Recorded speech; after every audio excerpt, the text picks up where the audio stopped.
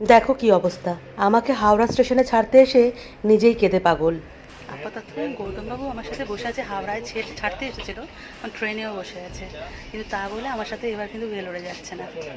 এখান থেকে উনি এখন বাড়ি যাবেন, কারণ উনি অফিস থেকে ছুটি পায়নি। এবার জার্নিটা পুরো আমার একা, না আমার একা না, আমার সাথে উৎসাহ আছে, মেয়ে যাচ্ছে। তো দেখা যাক এবার একা একা আমি কতটা দূর কী করতে পারি। গৌতমবাবুর সাপোর্ট তো আছেই, থাকবে। আর যদি ওইখানে ওটি ডেটটা পেয়ে যাই, তাহলে সেই ক্ষেত্রে ও অফিস থেকে তখন ছুটি ম্যানেজ করে যেতে পারবে।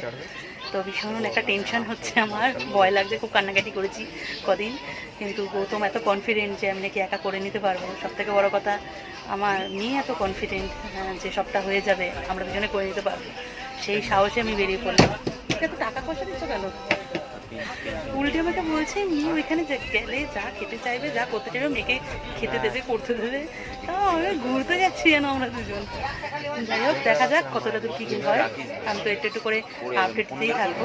চলো, টাটা টাটা। কোনোদিন কলকাতা রাস্তায় একা হেঁটে দেখিনি, পরিস্থিতি এমন জায়গায় এনে দাঁড় করিয়েছে ট্রিটমেন্টের জন্য একা যেতে হচ্ছে ভিন রাজ্যে। তো কান্না করার কথাটা কিন্তু আমারই ছিল, কিন্তু গৌতমের কান্না দেখে আমি আর কাঁদতে পারলাম না।